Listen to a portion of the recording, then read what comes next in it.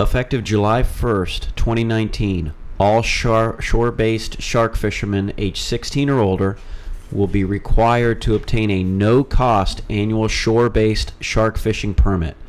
This includes anglers over 65 who were previously exempt from fishing license requirements. Anglers under 16 will be required to take a class unless they're fishing with an adult who has a permit. Huh. Thanks for tuning in to the Real Guy Podcast. This is Captain Jeff, the Lunker Dog, along with special guest today, Timmy O'Connor. Captain Timmy O'Connor, thanks for coming in today. Appreciate it and glad to have you. Thanks, Jeff. It's great to be here. Now, what was that you were reading at the beginning of the show there? So that was a press release on the new shark fishing regulations from shore that the FWC has put out. So in the state of Florida, I guess coming up in July, you've got to have a license to fish for sharks on the beach. Huh. All right, so we're starting off the show with shark regulations from the state of Florida. But before we get into all that, Timmy is a good friend of mine. We've been fishing together for, well over a decade now. And our favorite time of year is, of course, the mullet run. We get together, we spend some time during the mullet run, and then we often go out and do a little tarpon fishing, snook fishing when the time is right, when I got a little bit of time, and when Timmy's got a little bit of time, just like everybody. We're always looking for a little bit of time to fish with our buddies. So, Timmy, tell the audience, you growing up here in Fort Lauderdale? I did. I grew up in Wolt Manors, about the same time that you were down here, or started fishing down here. Grew up fishing on Las Olas, bunch of the same spots that you were hitting. Right.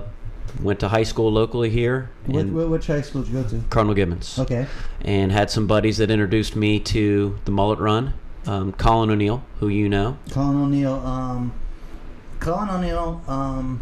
He grew up with us. He's been a staple in the marine industry for years and years and years. He made a great reputation for himself when he worked for Pomponette. But anyway, that's Colin, but now go ahead. Yep. So he grew up on the beach. He introduced me to that fishery, and I was instantly enamored with it. It was great. And it just took off from there. Just one of my favorite things to do, as you know, fishing on the beach. What year were you and Colin first hitting the mullet run? Probably 1983. 83 or so? Very good.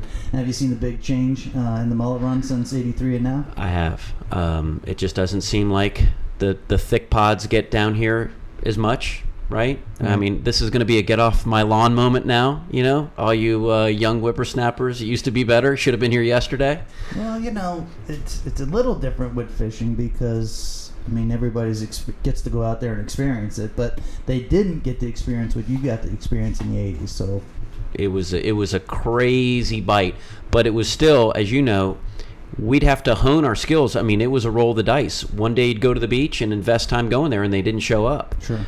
Right? And you'd get weathered out and everything else, and we didn't have reports from people up the coast for a while. Right. So it was a guessing game. But man, when you hit it, it was unbelievable. Right, and in the audience that didn't grow up here in South Florida or have not experienced the mullet run, or if you're from a different state, you don't have something like that, what happens is usually around the second week of September, they'll start showing up down here in South Florida. When I mean showing up, is in these huge schools of mullet. The bait comes down the coast also, but the mullet are so thick, or at least used to be so thick, you could see them for miles and miles and miles, and all sorts of apex predators would be in there just crushing them. And if you get on YouTube and search the mullet run, you can see it for yourself, for you people that are out there in like Missouri, Kansas, and these places where the mullets aren't swimming by your beach. Check it out on YouTube. But the mullet run is spectacular. It always has been. And in the 80s, when Timmy was first introduced to it, it's a lot more spectacular than it is now. Yep. It's I tell people that it's National Geographic. Right. I've done my fair share of fishing. I can't think of a fishery anywhere that matches that bite when it's doing what it's doing. Right.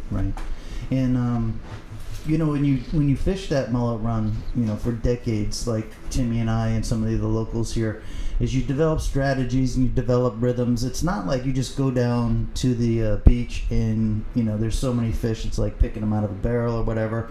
I mean, it takes some skill, it takes some serious dedication, some serious effort. You need a lot of stuff to fall into place, right? I mean, the first thing you do is you need the weather conditions to be right. You need the wind to kind of kick them in the pants a little bit, get them down to us. Right. Then you got to find them, right? Then you got to find the schools, which means driving the beach, checking out parts of the beach, going up and down the coast. And then once you find the baits, now you got to find the pod that's ideal to get bit. I mean, there's such a thing as too many schools. You could have huge pods or multiple pods coming down the beach, but they don't all have fish on them. Then you got to find the fish that are actually eating. Some are rolling lazy on the outside of them. They may have sharks in them, whatever. Right. So there's a lot more to it than it appears. But again, when you hit it right and everything comes into line, as you know, it's unbelievable. I'll match that against any tarpon fishery. I don't care if it's the worm hatch. I don't care if it's Boca Grande. Right. It doesn't matter. I'll stack that against everything. And the nice part is accessibility. From the beach, mano a mano, nothing like it. Right, and you got to realize, when Timmy means there's nothing like it. I mean, we're standing on the sand, not on any beach, but on Fort Lauderdale Beach. Where the boys are, and the crazy spring break stuff, and the Ritz-Carltons, and massive amounts of people. And then we look down the beach, and there's just covered with bait and big fish, sharks and tarpon. And check it out on YouTube. We got Timmy, I don't know, maybe 6 or 7 years ago, where he caught, I don't know, what was it? How big you reckon that fish was? That fish was like 140, thereabouts, something like that. I mean, fish was close to $1.50 or whatever, but it's a huge tarpon. And he catches them on the beach, and when he first starts fighting the fish, Timmy's all by himself. And by the time he gets the fish to the shore, there's a crowd of about 100 people or so, and they're all waiting for the fish to come in. The Fort Lauderdale Strip is behind him, and it's just there's just no other place that you can experience a tarpon bite like you can during the mullet run on Fort Lauderdale Beach. And when you fish that mullet run, you fish it together with a small network of anglers that can actually help one another, catch a lot of fish. Fortunately for me, Timmy's in my network of people. So even if Timmy's not fishing that day, he may be coming home from work, he takes a stroll down the beach, he's able to look at the beach for a few miles, and then if he sees something that's solid or that's reportable, I get the text or I get a phone call, and Timmy's like, "Hey Jeff, did you see XYZ?" And then knowing that Timmy's giving me the information, that I might actually, get motivated and run down there and see if I can't get on that bite. But it's a small network of people that actually know what they're looking at. And it's also info that you need to jump on right away. That can't wait for tomorrow morning. Stuff changes so quickly. The weather changes, the seas pick up, it changes the complexion of the entire environment. You need, when you get that info, when you get that tip, bam, you got to be out there right away. That, and you can't be one of these, sensitive types about it. Like, for instance, if Timmy calls me and tells me there's a huge school of bait right down here at the Sheridan, and I run down there and the school of bait's not there anymore, people would have the tendency to be pissed at Timmy and be like, "Oh, you told me the fish were down there." Well, they might have been down there for the 10 minutes Timmy was looking at them, and then the 10 minutes that it took you to get there, they might have just left. I'm not afraid of people being mad at me, Jeff. That's a long list of people. Well, I like to have the disclaimers for the audience. I don't want any of these real sensitive types getting bent out of shape when they run down there on somebody else's tip, and then, it doesn't work out for them. Well, then they just don't get the tip anymore. Well, yeah. That's why I was saying it's a small network of people. I mean, this is true mullet run. This is true mullet run advice. I mean, it's the other stuff you guys can read in the in the magazines or look at. There's a ton of people on YouTube or whatever that'll make you a fishing expert. All you got to do is watch that stuff, and then you can deal with your own network of people. But me and Timmy, we do that together. We have a group of, say, 3 or 4 other dudes that. We all work together trying to stay on the fish during the mullet run. And when you have a small network of people that actually work together like that, it's extremely, how do you say it? It's a tight bond. I mean, it's reliable. It's a solid network, and you just know that you've got eyes on the beach. Right. You're got an office job, you can't be out there, someone's scoping it out, and vice versa. Everyone helps everybody out. It's a great dynamic. Yeah, it's kind of like the real guy, helping real guy thing, except it's about the tightest bond that I know that you can have in the fishing world. Like, I have, a really good bond with a lot of the good fishing guides around here, and we share information and stuff. But it's not the same as when you fish the mullet run together. I mean, that bond that you do have, and then what happens is you want to do other types of fishing with those same dudes because the strength of the relationship, the strength of the fishing relationship. Because, having fishing buddies ain't easy. No, but I will tell you too, there's not the competitive thing where people are saying, well, I saw this school on the beach and I'm not going to tell anybody, I'm just going to fish it, because everybody that fishes this pretty hard knows that you could be on the same pod, and unless you know what you're doing, you don't have to worry about the other dudes getting the shots. Right. And without a network, you need luck on your side, and then during the mullet run season, if you caught one tarpon in the surf, you could call that fairly successful. With the right network, I don't know, call it 4 or 5 tarpon during the mullet run would be...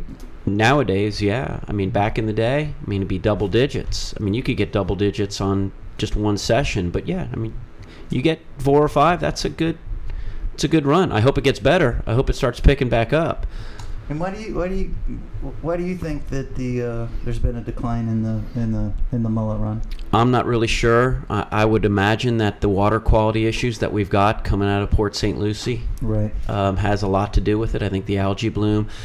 You know as well as I do. You hear reports of the baits just stacking up above St. Lucie, right? You hear Jacksonville, New Smyrna.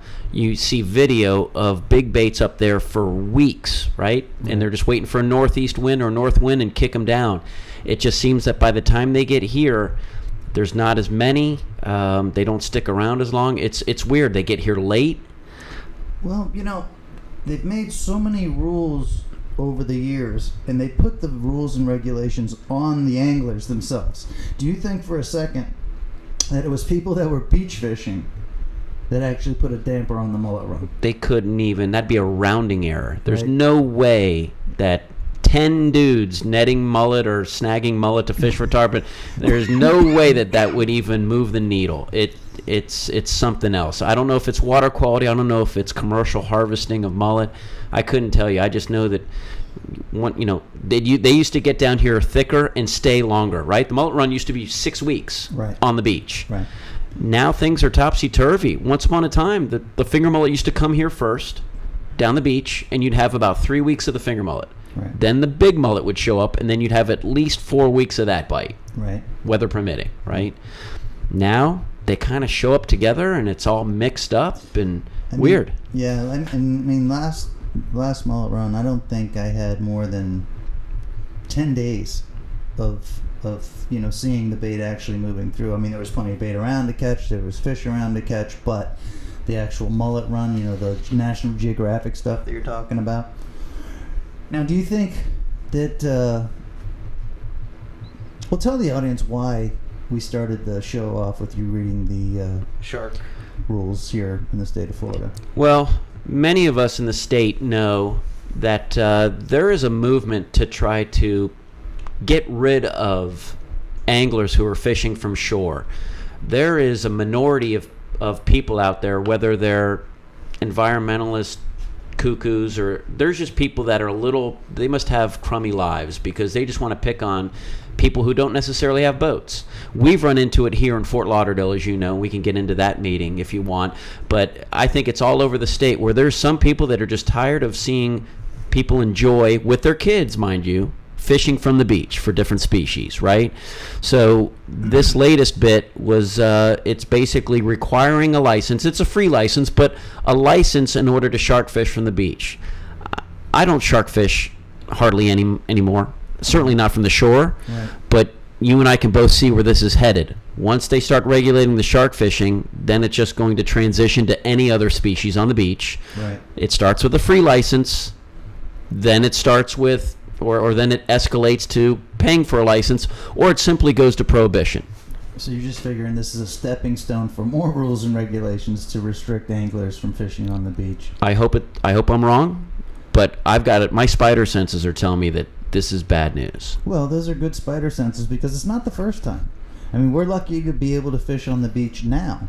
I think it was 2 years ago. Some crazy activist lady that lived in a condo or some nice house down there on the beach decided she was going to pair up with one of the city commissioners, make the rules and regulations where we weren't allowed to go down there and do our mullet run thing or go pompano fishing or show your kid how to fly fish or anything else down there on the beach. Right. And they were going to totally ban the fishing. And none of us really knew about it. And I think it was Steve Kantner and Carl Ball that found out that the hearing was going to happen. And they told us, and then we used our social network to spread the word. And we literally had hundreds of fishermen show up to the downtown meeting, and we were fortunate enough to get tipped off that the meeting was happening, and then have enough support here in Broward County to go down there and put a stop to it. But if we didn't get that tip, and the fishermen didn't show up there in big numbers, they would have passed the law, not a state regulation like, you can fish for this kind of fish for at this size. They were just basically going to say no fishing at the beach here in Broward County. That's correct. And it was, by the way, if we weren't there, those of us who were there saw the absolute bad faith that some of these people were demonstrating. They paraded some small children up there and had a child read a prepared statement to the commissioners stating that they didn't want turtles killed by fishermen, which is absolutely absurd. I've been fishing on the beach since the 80s. I've never once had any gear wind up in a turtle. Right. Not once. Right. It was completely disingenuous, and it was a hit job. And fortunately, we were there to defend the interests of anglers. Right. So it's like kind of like fake news. They show up to this type of meeting. They have the sob story about the fishing nets and the fishing line killing the turtles, and then the poor guys that are there at the city commissioners who never go down to the beach assume that that's the truth, and then bam, you're not allowed to fish down there no more. That's correct. And we were able to actually see the fake news, the false stories, the manipulation that people put the local government through to get these type of laws passed. And there's a pretty good chance there's a good bit of manipulation with that shark statue that you just wrote. I believe so. Unfortunately, there's chuckleheads out there like the guys on the West Coast that were dragging that shark backwards, and that video went viral. Right. That leads to this kind of stuff, right? Some guys who are fishing on the beach, say for pompano or something, and they leave some empty beer cans on the beach. All that does is set the table for these, activists to come say, "Oh, look, the beach is being littered by all these fishermen." Right. That's why we have to be responsible custodians of the beach. But they're out for us. I mean, as you know, Jeff, there are fewer and fewer areas for anybody to fish from land. Oh, ridiculous. I mean, Timmy and I were fortunate to be able to be in Fort Lauderdale during the 80s. And, there was a time, and if you've never been to Fort Lauderdale, Google Earth it and look at how much seawall space that we have here. And when in the 80s, you could actually walk up and down the seawalls. You could walk behind most people's houses with a fishing rod. And maybe you kind of needed to know if they had a mean dog that might get you. If the person that owned the house didn't know who you were, they'd walk out and they'd say hello and they'd ask who you are, and you tell them, "Hey, I'm Jeff. I live over here on Fiesta Way, blah, blah, blah." And they'd say, "Okay, you catch anything?" That kind of attitude. Yep. And Fort Lauderdale was a great place to learn how to fish, to become an expert at fishing, because there's more fishing experts have come from the metropolis of Fort Lauderdale than anybody would ever imagine, especially when you look at the type of city that we have. But anyway, yeah, it's true. I mean, it was a great fishery. I mean, you were a little scruffier looking, so you were getting kicked out of more yards than I was. I wasn't scruffy looking back then. I kind of looked like you. I used to have a tight haircut, and I was buff. I was a football player and stuff, and I was harmless. They saw me and they just started laughing. Well, they were like, "Well, I'm not going to basaka you." I'm not going to basaka you. Is busaka a verb?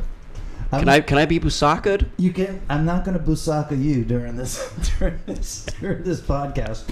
One, because we're the same age and everything, and two, Timmy, he prides himself on being a nerd, so it's not fair.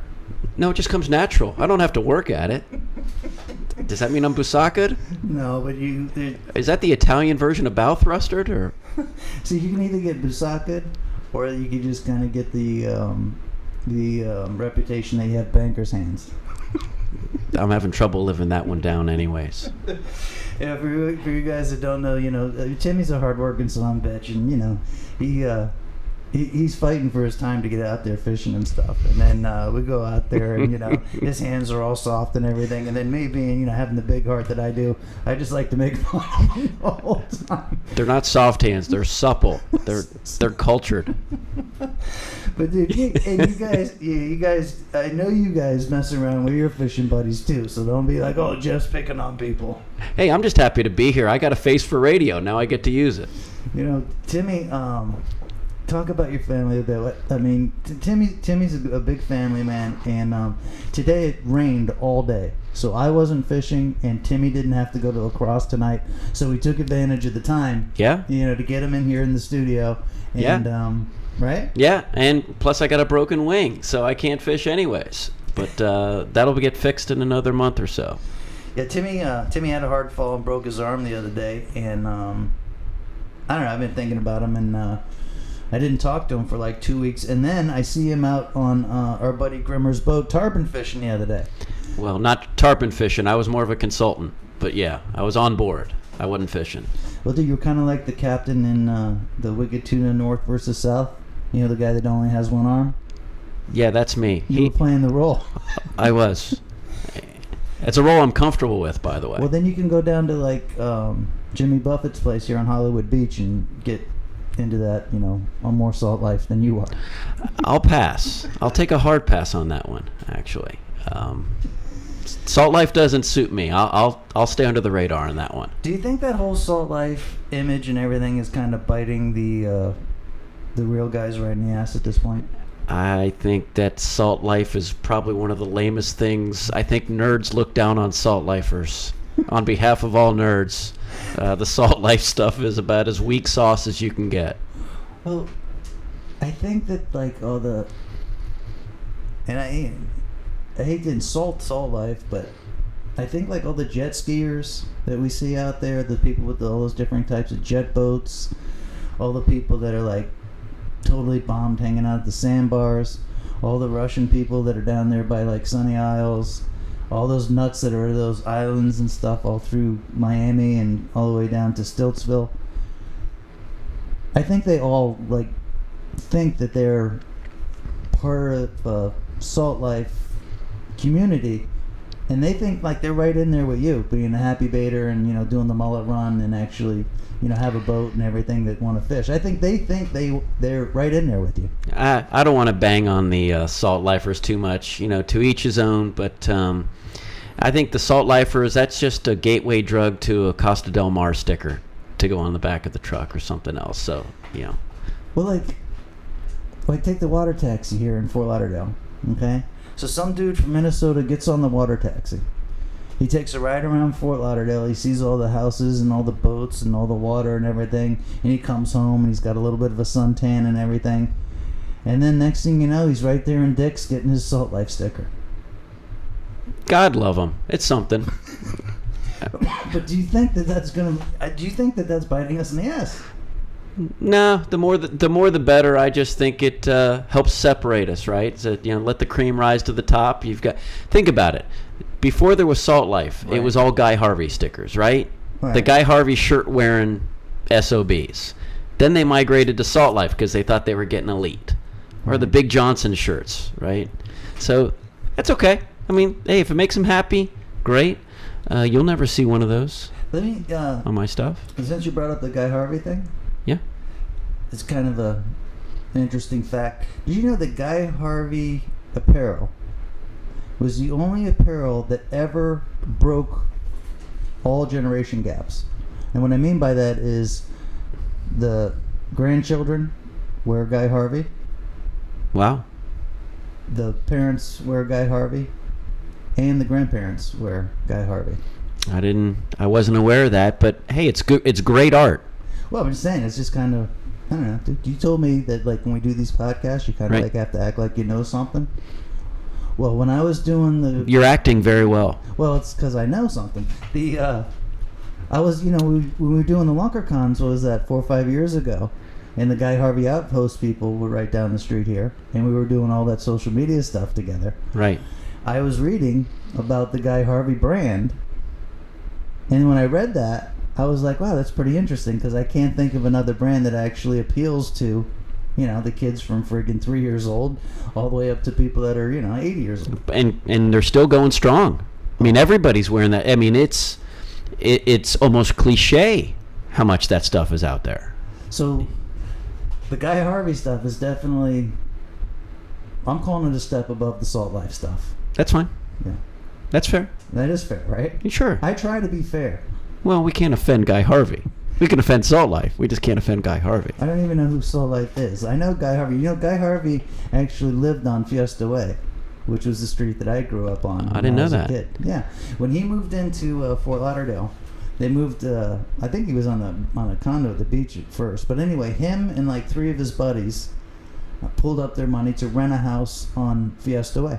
Wow. And he lived, like, I don't know, 6 houses down from me. And at that time, he wasn't a family man and all that. He was, I guess, just doing art. But anyway, the story was, oh yeah, this marine artist lives down the street now. He wasn't like famous or anything. Wow. Kind of cool, right? Who knew that he was sandwiched right behind some of the best tarpon canals in Fort Lauderdale? Right, with all them damn marlin paintings he did, you think he would have started with a tarpon or a snook. He just had to walk over to Hendricks Isle, bang out a quick 20-pound snook. There's a lot of cool people that, gravitated to Fort Lauderdale over the years. Sure. But that was way back. That was way back. And then I think that was probably the smartest move that Guy Harvey could have ever did, would come to a growing place like Fort Lauderdale where the original Salt Life types or whatever actually... You really got to give Guy Harvey and his organization credit, though, because they really do a lot of philanthropic work and donate. I have a hand in a fishing tournament here in town, and the folks at Guy Harvey are always very generous, donating stuff for us to silent auction off or to help with the tournament.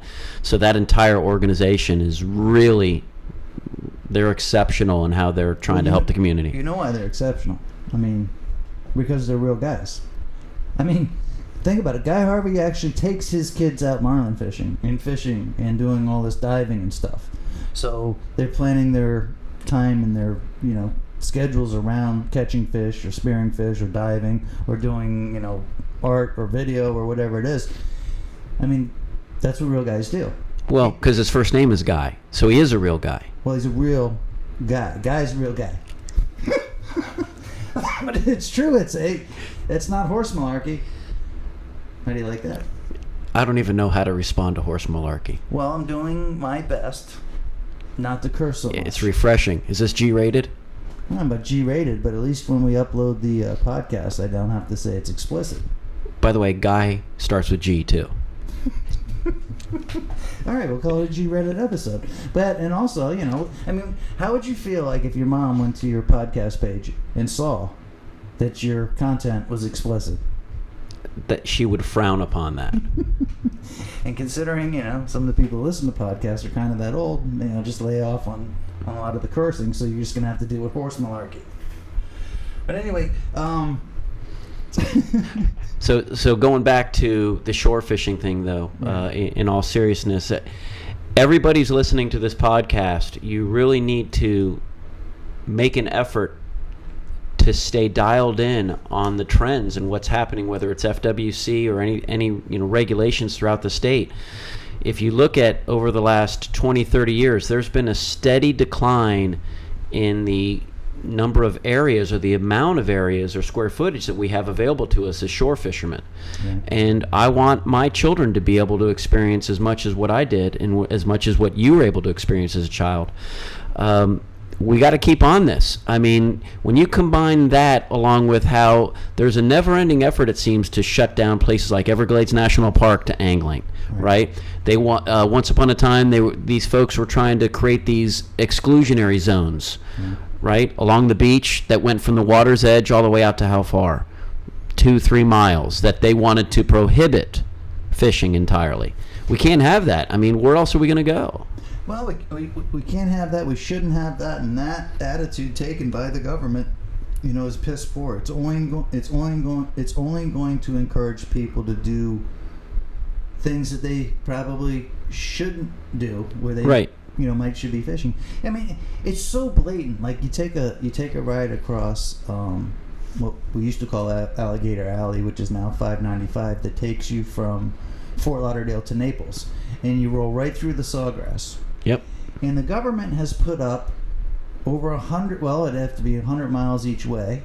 So over 200 miles of barbed wire fence, so nobody can access the water along the highway. Right. And they spent money on that and time on that. And maybe somebody might get eaten by an alligator out there. Well, human nature will teach you that if somebody gets eaten by an alligator, well, you might want to stay away from the alligators. It would be helpful. But a fence is not going to teach you that lesson. And when you're going 90 miles an hour and you hit an alligator in the middle of Alligator Alley, that'll teach you a lesson too. Well, like I said, let's put up a fence and barbed wire, make sure nobody understands, anything about that. We'll just exclude everybody from 100 miles of the state that has nothing but water. True. Yeah. But that's government attitude. And whether you're in the Keys, you see signs pretty much everywhere, not just from the government, from all the nice civic associations and so on and so forth. No fishing, no fishing, no fishing, no fishing, no fishing, right. No fishing, no parking, no fishing, no kids, no sound, no everything. No shirts, no shoes, no dice. No horse malarkey. But, the point I'm trying to make is all of us, the angling community, we need to do a great job of not only adhering to the regulations that are in place, we need to be doing it better. Don't give any of these knuckleheads, these old women on the beach in their condo, don't give them a reason to do. You're saying the fishermen need to hold themselves and the fishing community up to the highest standards. Sure. So the fisherman is going to lead by example, not the government or the condo commandos or the city commissioners or whatever. Why give them a reason to come in and impede what we're trying to do, right? Or let them encroach. Do it better. Right. That always comes to my mind. Like, we'll be out there fishing pretty much every night, and the Florida wildlife guy goes by, and I don't know who he is. He doesn't know who I am, and the only time that we hardly ever have any experience with those, Florida wildlife commissioners and some of the other authorities that are out there is if they're doing safety checks, license checks, God knows what, but it's never hardly about the fishing or about conservation or about what we can do to help each other make the fishing better or the environment better. It's never like that. It's almost like we're opponents of one another. It does feel like an adversarial relationship, but we're supposed to be partners with the FWC, with the Marine Patrol, all of law enforcement on the water. It should be a partnership. We should be bouncing ideas off each other, and they do hold, hearings every once in a while and open house. But I will tell you that it sure seems like they hide them. It sure doesn't seem like they want our input very much. Well, that and just like, I don't know, us as fishermen, we know for the most part, the guys that are fishing, a lot. We know for the most part who the good guys are out there, who the bad guys are out there. And if we know that, well, the FWC should know that. We should be on, at least, call ourselves peers. Yeah. You know what I mean? Yeah. And it just never feels that way. There are folks that play, loose and fast with the rules. The guys keeping snook out of season, right? Right. We need to be self-policing that. Well, what do you think? Do you think more FWC officers have have put a stop to catching those big snooks out of season, or do you think fishermen have done a better job at keeping the snook regulations, enforced? Well, I don't know. I mean, when he's got me pulled over, checking my credentials and checking my PFDs for the fourth time in 4 nights, while there's 2 other boats grabbing snappers right outside the inlet, Right. then they're all shorts. You Right. tell me. I mean, where's the priority? Right. Well, it's like, I know for a fact, like if you're on a fishing pier or whatever, and you try to poach a snook off a fishing pier, there's going to be, 10 dudes, 15 dudes that are going to look down their nose at you and be like, hey, you SOB, you can't touch that snook, you can't kill that snook. Yep. And they got phones. Right, and they got phones. So in my opinion, I think that the fishermen do a way better job than the government as far as enforcing the rules and regulations and doing what's right out there, as opposed to abusing them. Every once in a while you meet a fisherman that abuses the rules. But 99% of the time the fishermen you meet respect the rules, abide by the rules, and if somebody else isn't abiding by the rule, I'm not saying they call the FWC or they're a rat or anything, but they'll friggin' make their voice known. Like, hey, you SOB, you can't do that. Right. I hope that's the case, yeah. Well, I know it's the case. And I would like to think that the time and the energy that the conservation groups or the FWC or anybody like that, would realize that 99% of the anglers that are out there fishing, you probably should become friends with, communicate with, and consider them a peer. Especially the captains, especially the folks that are doing it for a living. Why they would harass you or me on a nightly basis is absurd. Yeah, I heard a story, and I hear a lot of this stuff, but I guess a few years back, I guess we're going back 3 or 4 or 5 years, the I'll call it damn near harassment by the Florida Wildlife Commission for guides that fished, at least in Broward and Dade County. I can vouch for that because that's where I was. I mean, they were stopping us multiple times in one night. I think one year I got stopped like 68 times in 1 year. Wow. And then they would stop you and they would do the safety check and they'd basically treat you like a criminal. Huffy puffy. There was nothing you could do to make them smile or to, talk with you or whatever. I wouldn't say 100%, but a lot of it. And I guess over in Goodland or over in Marco Island, the FWC pulled over either a senator or a commissioner or somebody, some big bigwig. Yeah, some big government official, and treated him like he was treating, the guides and some of the fishermen. And the dude just couldn't believe that, that an FWC officer would treat somebody like that. Well, he went back to Tallahassee and made a big stink about it. And, I don't know, I guess they made a rule now where they have to have some sort of probable cause to check you.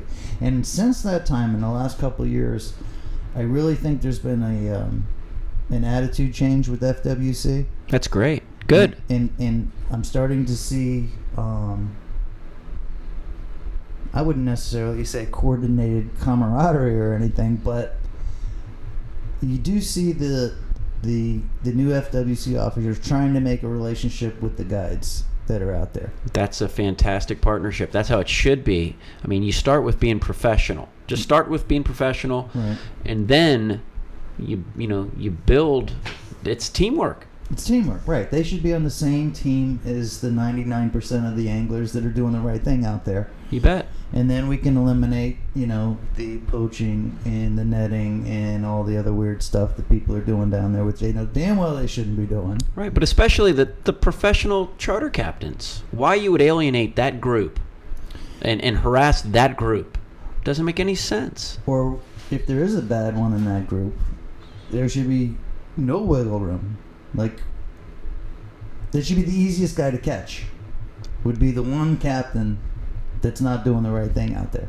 Right. And that won't be a secret either. All the other captains are Right, going to know. You build that reputation. Absolutely. All the other captains already know that. So if the FWC had that type of relationship with all the captains, they would know it too, which is exactly why I kind of brought up this point. Yep.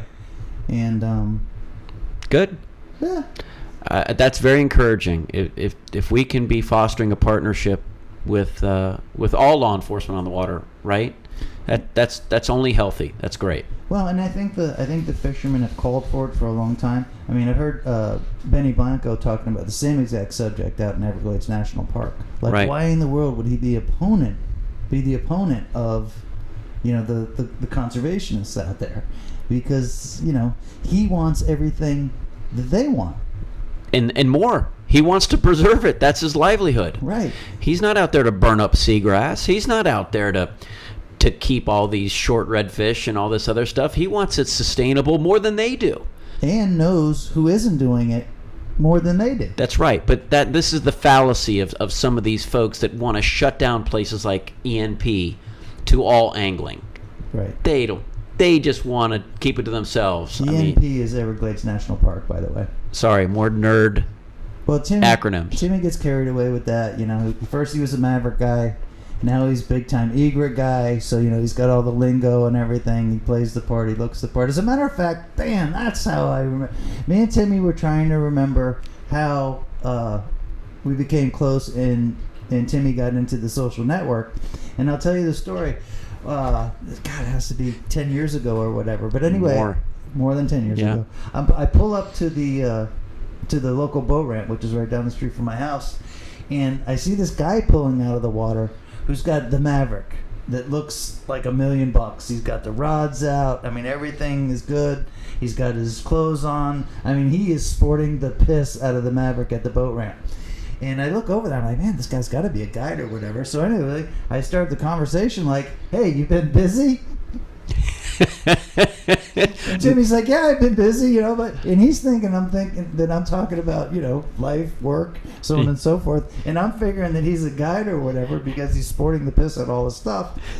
And then he explains to me that he's not a guide, but and then we were like, oh, I know who you are. And then from that point on, we started to stay in contact pretty much. Yeah, no, absolutely. Right. That was good, clean fun right there. And by the way, no Salt Life stickers to be found. There was no Salt Anywhere. Life stickers. But Timmy was Salt Life as horse malarkey back then.